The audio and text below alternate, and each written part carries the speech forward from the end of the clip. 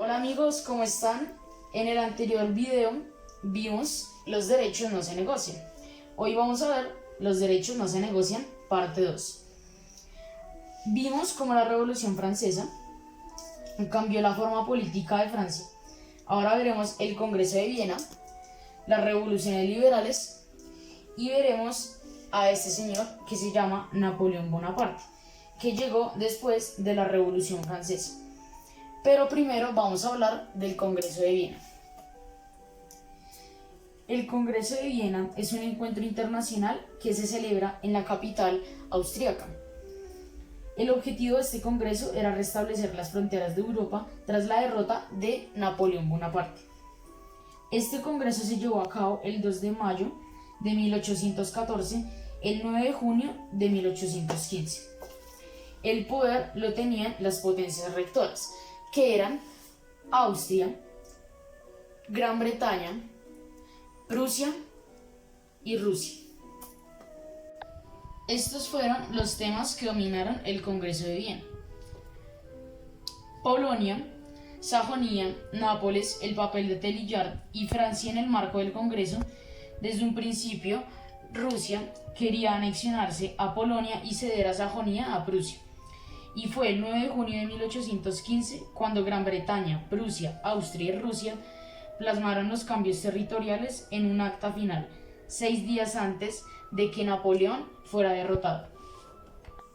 Otra de las partes que se trabajaron en el Congreso fue la noticia del retorno de Napoleón en Francia, quien había conseguido escapar de la isla Elba y estaba formando un ejército para enfrentarse al resto de países. Ya habiendo dicho todo lo anterior, ahora vamos a hablar sobre la Revolución Liberal de 1820. Esta revolución es el comienzo de la fragmentación definitiva del absolutismo y del antiguo régimen en Europa.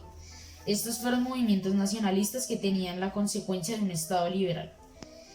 Esta revolución se concentraba más que todo en el sur de Europa. Entonces España fue el epicentro de unas revueltas que se expandieron a Italia, Portugal y Grecia. También llegaron al norte, a Prusia y a Francia, pero con mucha menor intensidad.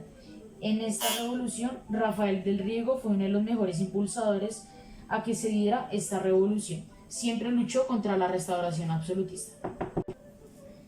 Si bien se sabe, la revolución de 1830 fue un proceso revolucionario que comenzó en París, Francia, del 26 al 29 de julio de 1830.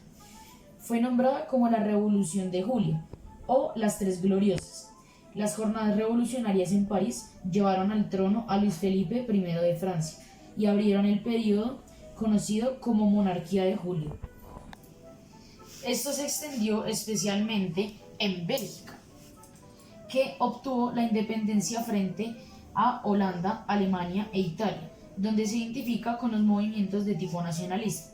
Las potencias absolutistas de la Santa Alianza consiguieron reconducir el proceso revolucionario sin caer hasta la siguiente revolución, que sería en 1848. Ahora hablaremos de la revolución de 1848. Esta fue una insurrección popular que tuvo un lugar en París del 23 al 25 de febrero de 1848. Obligó al rey Luis Felipe I de Francia a abdicar y dio paso a la Segunda República Francesa.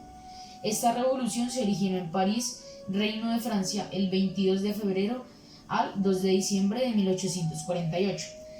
Tras la renuncia de Carlos X, Luis Felipe subió al trono, pero por la rápida industrialización del país y surgimiento del proletariado en 1848, el rey Luis Felipe dio su renuncia.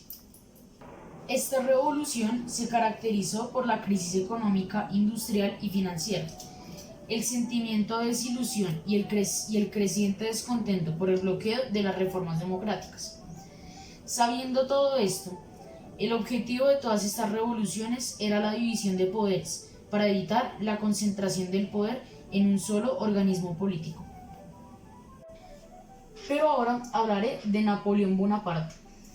Este personaje logró transformar las indisciplinadas tropas del ejército francés en un ejército poderoso.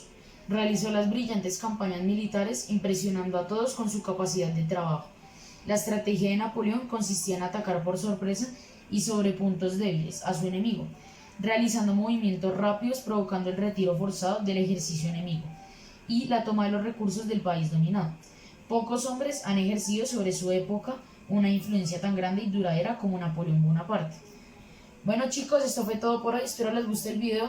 Chao, hasta pronto.